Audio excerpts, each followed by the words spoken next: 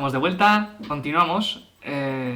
Como iba diciendo, el cristianismo ya pues, está muy fuerte y bueno, en todos los lados empiezan a aparecer, en todo el imperio, a nivel local, mitos fundacionales, aparecen también muchísimas reliquias en todos los lados, tanto de los personajes bíblicos como de mártires, y bueno, nuestro territorio no es ninguna excepción.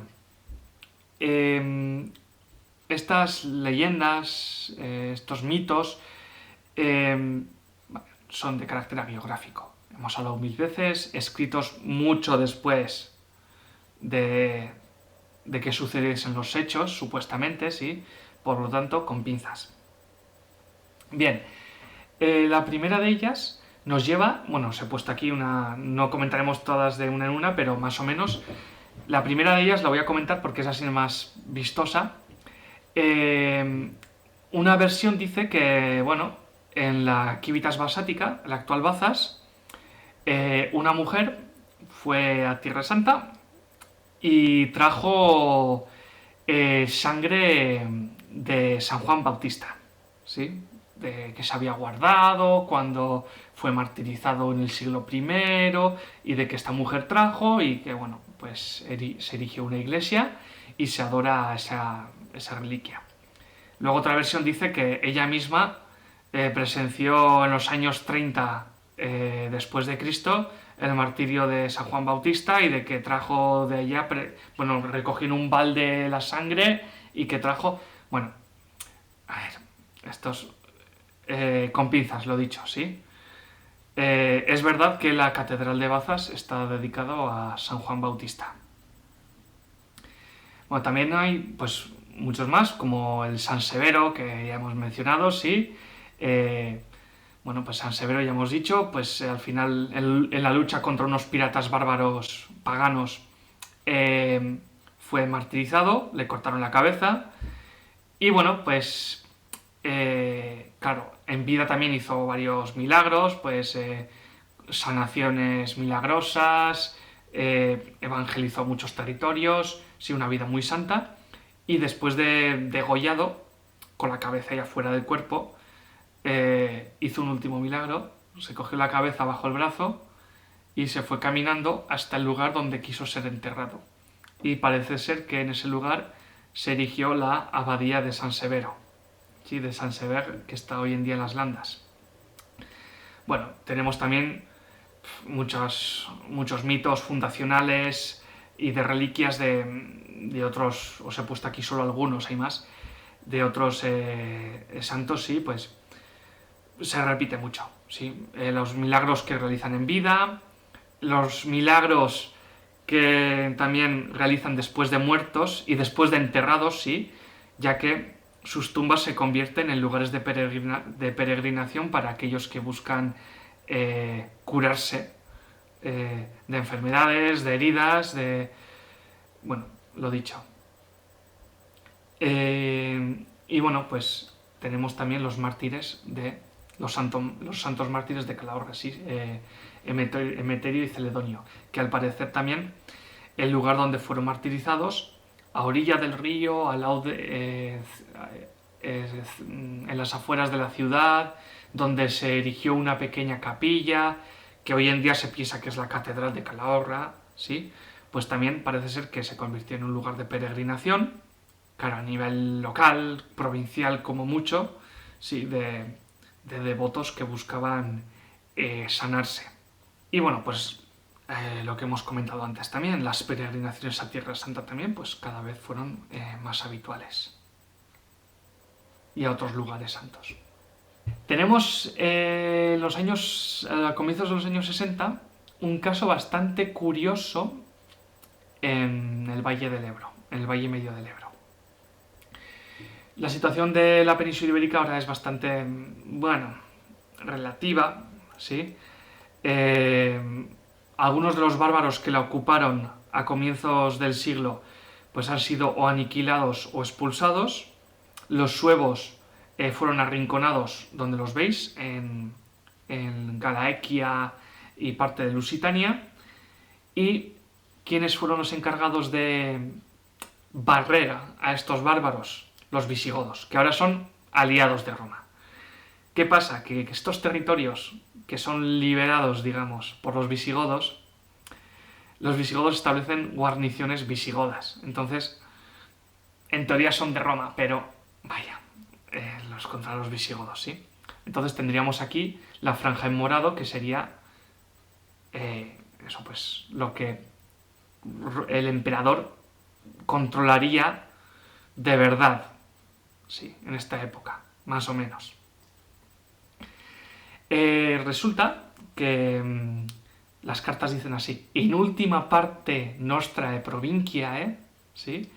El obispo metropolitano de Tarragona se queja al Papa de que in última parte nostra provincia, el obispo Silvano de Calahorra, ¿sí? En la última parte de nuestra provincia, alejado, se le queja en una carta de que este obispo está nombrando obispos sin seguir las normas establecidas, sin realizar reuniones con los otros obispos, sin contar con el beneplácito del metropolitano, y se queja al Papa. El Papa no le contesta y Ascanio, que el metropolitano de Tarragona, otra vez le escribe para comunicarle otra cosilla, ¿sí? De la provincia, y le dice: bueno, esto. Y le recuerdo que le envié una carta diciéndole que un Silvano hace unos años nombró a un obispo, nosotros le perdonamos pues como si fuese algo excepcional, porque la situación era complicada, y ahora ha vuelto a hacer lo mismo. Usted dirá qué hacemos. Y bueno, pues el Papa le contesta y le escribe que ha recibido una carta de varios honorati et possessores, es decir, nobles y terratenientes, de las ciudades de las civitates de Briviesca, Libia, Ramelluri, Tritium, Tricio, Barea, Logroño, Calahorra, Turiaso, Tarazona y Cascandum, Cascante. Una carta de los nobles y terratenientes de estas ciudades defendiendo a Silvano, ¿sí? Y que bueno, que la situación pues que no era buena tampoco, y que bueno, pues que se podía contar como una excepción, pero que no volviese a ocurrir. Y bueno, pues eso es lo que le contesta el Papa, ¿sí? Entonces Ascanio ya pues se calla.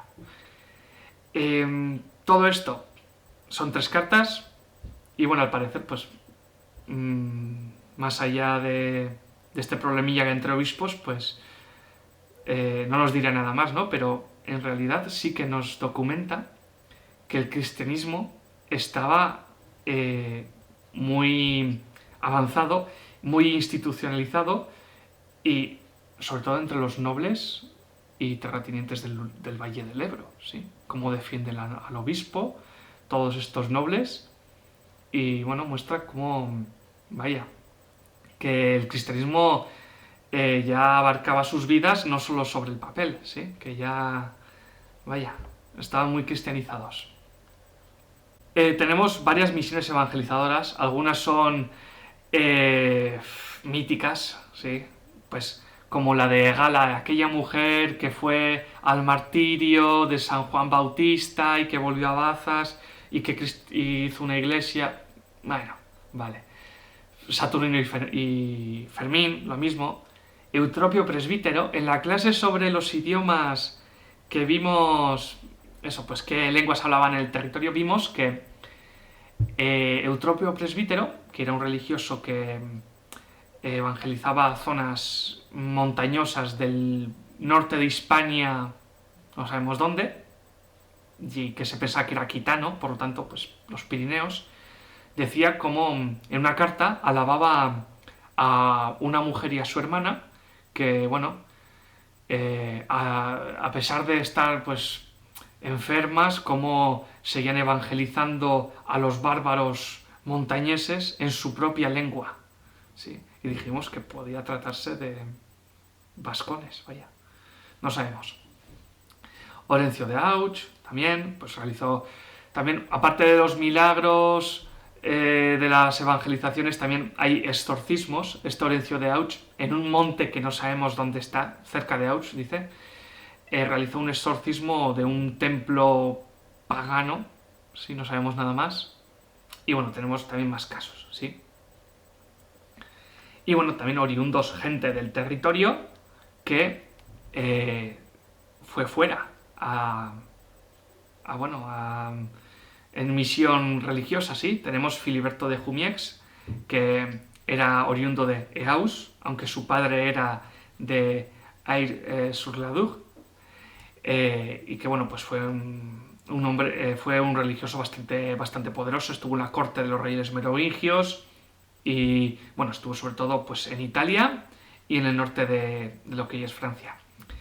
Y la mujer Rictrudis de Marchienne, que es considerada una mujer vascona, de una familia noble vascona, y que se casó contra la voluntad de su familia, cuando aún era una niña, pues tendría 17 años, o se casó con un noble franco, que iba en el ejército que iba a someter a los vascones.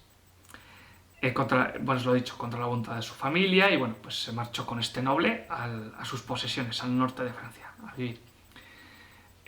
Bueno, tuvieron 4 hijos, un hijo y 3 hijas, y este noble volvió a Vasconia, no sabemos por qué, si en alguna otra expedición militar o volvió a Vasconia, y allá fue asesinado.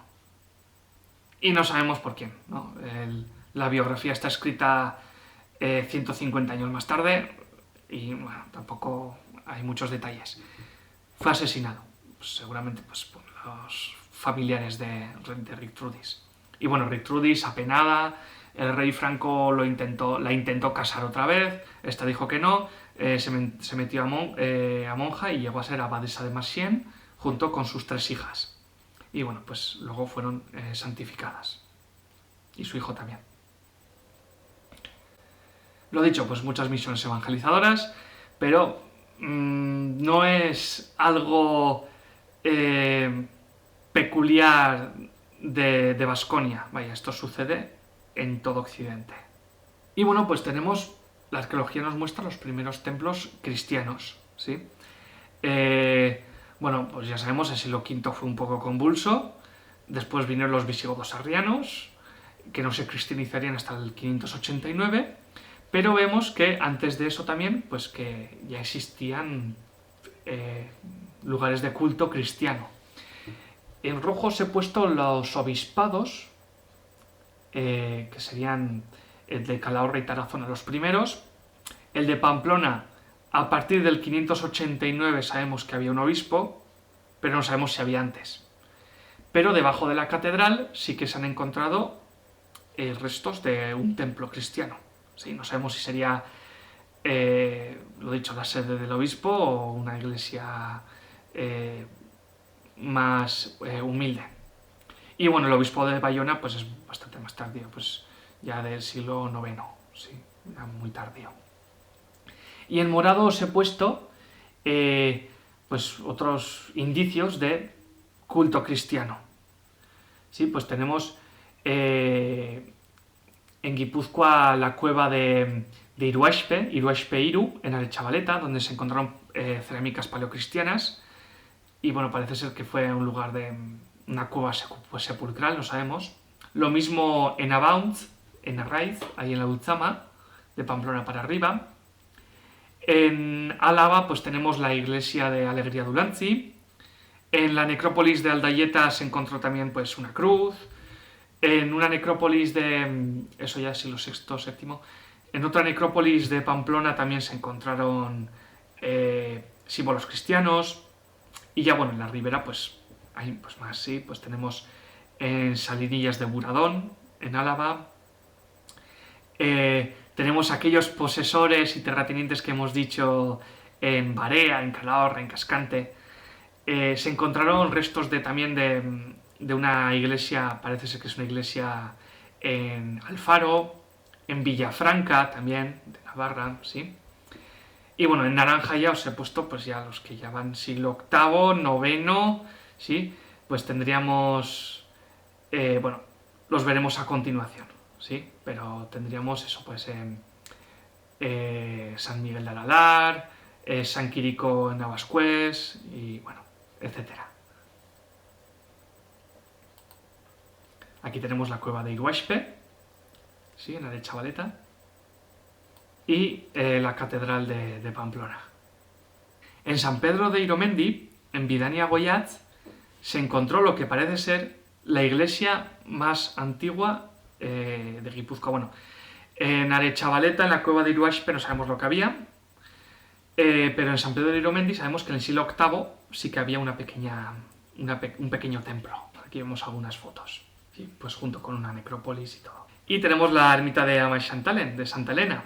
Esta necrópolis, que fue abandonada en el siglo IV, bueno, apareció una moneda de la emperatriz Santa Elena, que también es casualidad, ¿verdad? Además, Santa Elena es patrona de los arqueólogos porque fue la primera, bueno, en la documentación es la primera vez que nos aparece cómo se organiza una expedición de corte arqueológico, ¿sí? Santa Elena envió una expedición para buscar los restos de la cruz a Tierra Santa. Y aquí tenemos la talla pues, de la estatua de Santa Elena en la ermita, que es moderna, es del siglo XV o XVI. Y bueno, pues esta necrópolis de Santa Elena y sus mausoleos, su templo, fueron abandonados hacia el siglo IV y ya pues más tardíamente, hacia el siglo IX que sepamos, bueno, pues esos restos de los templos, de los mausoleos, fueron reutilizados para erigir una pequeña ermita, que sería esta estructura grande, rectangular que tenemos en el centro, y después ya en el siglo XV pues, se habría erigido el templo principal, ¿sí? Pues con sus renovaciones a lo largo de los siglos y demás. Y bueno, pues ya también en el siglo VIII, IX ya tenemos la conquista de las alturas, que se dice, ¿sí? El profesor doctor Roldán Jimeno lo dice así, bueno, me gusta ese término, y es cuando tenemos constancia de San Miguel de Aralar. Mira, justo aquí el templo lo tapa, pero ahí debajo del templo está mi pueblo, ahí debajo. Tendríamos San Miguel de Aralar y también San Quirico en Navascués. También, sí, pues San Quirico también, pues muy vinculados los dos a las alturas. San Miguel de Aralar ya sabéis que tiene una leyenda de un dragón. Bueno, creo que tenemos tiempo, bueno, lo comentaré, ¿sí? Bueno, pues la leyenda va hasta el siglo VIII, después de Cristo, claro, y en esa lucha de los cristianos con los primeros cristianos con los musulmanes, y Teodosio de Goñi, que era un noble del valle de Goñi, ahí en Navarra, bueno, pues estaba luchando y bueno, pues en una de estas pues se casó también y bueno, pues dejó a su mujer y a sus padres en casa y se fue a luchar a la guerra. Después de muchos años, volviendo a casa, le salió al paso un ser, ¿sí? Y le comentó que su mujer le estaba siendo infiel. Entonces Teodosio, enfadado, con la espada en la mano, llegó corriendo, entró en casa y efectivamente en su habitación había dos personas en su cama. Y bueno, pues cogió la espada y pues bueno, pues los hizo trizas. Y una de estas, donde le aparece su mujer por detrás. Teodosio, pero ¿qué estás haciendo aquí? ¿Pero qué has hecho? Y Teodosio se queda, ostras, ¿pero qué está pasando aquí? Resulta que la habitación era muy grande y su mujer pues pasaba frío y pues se pasó a una habitación más pequeña y a la habitación grande se pasaron sus padres. Y bueno, pues había matado a sus padres. Bueno, Teodosio, bueno, pues le comían los remordimientos, estaba fatal y fue a donde el obispo de Pamplona y le pidió consejo, qué hacer para enmendar sus errores, y el obispo le dijo que él no podía él no podía hacer nada, que fuese a Roma. Teodosio se fue a Roma y el Papa pues le dijo que, bueno, pues le puso unas cadenas bastante fuertes al cuerpo y le dijo que como penitencia pues tendría que vagar con esas cadenas hasta que con el tiempo se desgastasen y se cayesen. Y bueno, pues Teodosio volvió con esas cadenas que no se rompían para nada y bueno, pues vagó por Aralar y los montes, ¿sí? Los montes de Euskaldunes. Y bueno, pues pasaron muchos años, igual otros 10, sí, no sabemos cuántos. Y bueno, pues en una de estas que estaba en lo que hoy es el santuario de San Miguel de Aralar, que había una cueva grande, le salió un dragón. Le salió un dragón o una serpiente gigante. Y bueno, no sabemos lo que era, sí.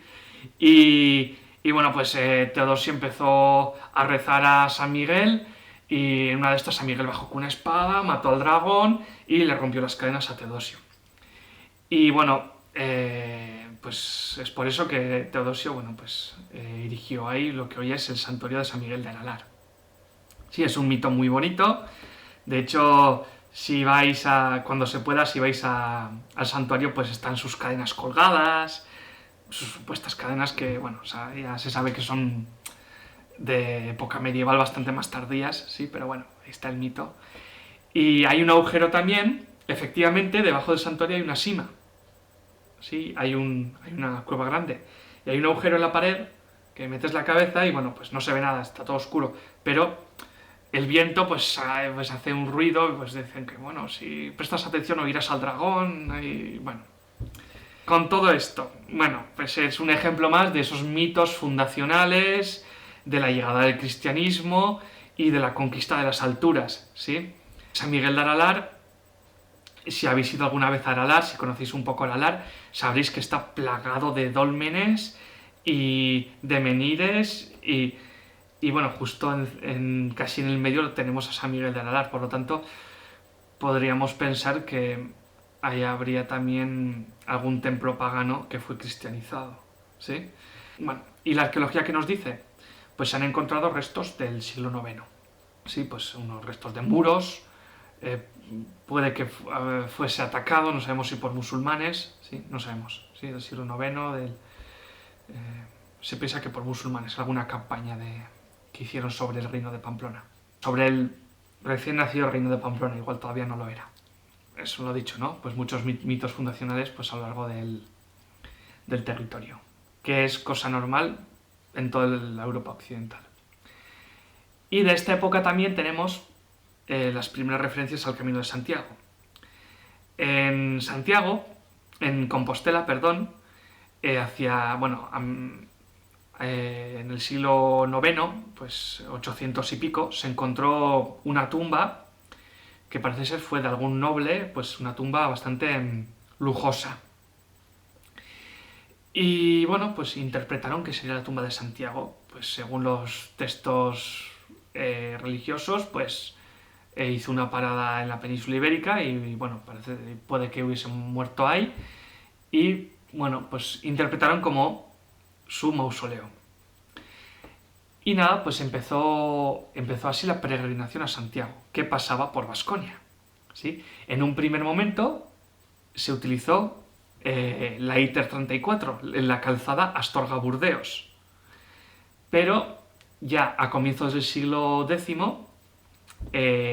cuando los reyes de Pamplona conquistan varios territorios que pertenecían a los musulmanes, en la Ribera, en La Rioja, se desvía el camino por el actual camino francés, que lo tenemos aquí en la foto, abandonando el camino de Santiago de la Astorga-Burdeos.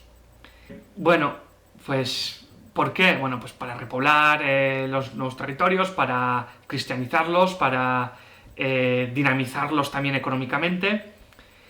Y bueno, pero esto hubo un pequeño paréntesis hacia el 964-1045 que los musulmanes volvieron a reconquistar estos territorios. Por lo tanto, se piensa que el camino Astorga-Burdeos volvió a funcionar como camino de Santiago. Y bueno, a partir del 1045 volvió al camino francés, pero parece ser que se mantuvo también el camino de Astorga a Burdeos, ¿sí? Luego se perdió con el tiempo, pero durante unos siglos se mantuvo. Y bueno, también surgieron ya más tarde el camino de la costa, por Irún, bueno, y demás. Bueno, aquí tenemos el debate que vimos en el primer trimestre, ¿sí? El debate de cuándo fueron cristianizados. Bueno, pues no lo sabemos, ¿sí? Pues pensamos que para el siglo VIII estarían ya, siglo VIII, IX, pues sí que lo estarían, pensamos, ¿sí? Tenemos varios obispados, restos también de iglesias, símbolos, conquista a las alturas que hemos dicho, ¿sí? En el Bidasoa, bueno, tenemos la ermita de Santa Helén, pero siguiendo el corredor de Bidasoa tenemos dos pueblos llamados Don Esteve y Dona María, Sant Esteban y Santa María, que puede también recordarnos a esa cristianización en el siglo VIII, IX, no sabemos, ¿sí? A falta de datos todavía el tema está en el aire. Pues sabemos que eso había un foco importante en el Valle del Ebro, desde Burdeos y Toulouse también,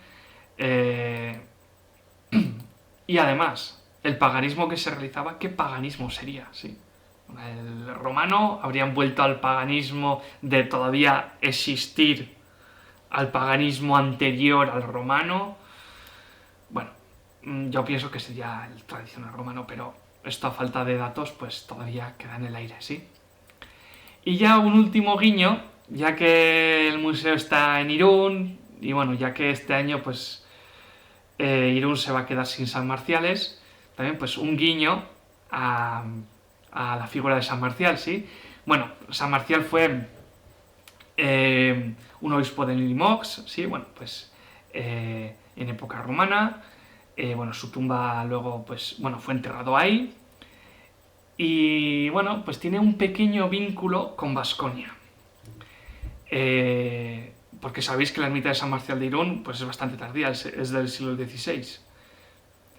Bueno, pues resulta que el duque Lupo de Aquitania estaba en rebeldía contra los reyes francos. En teoría dependía de ellos, pero bueno, se había alzado en rebeldía.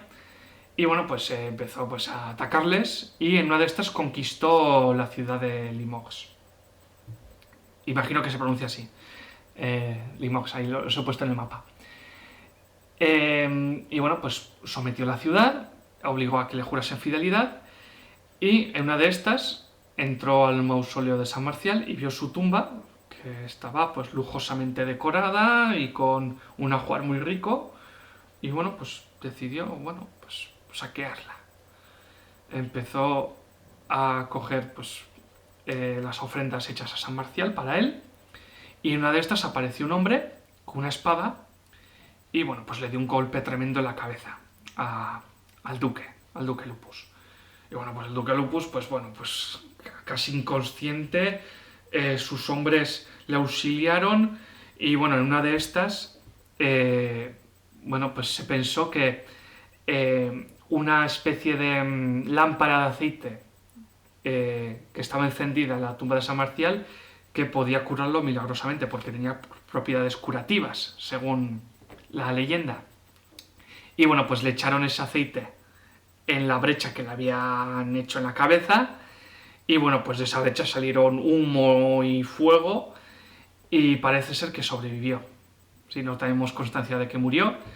La persona que escribe esto odiaba al duque Lupo y no dice que se muere, por lo tanto, pues pensamos que sobrevivió. Y nada, pues hasta aquí la clase de hoy, espero que os haya gustado.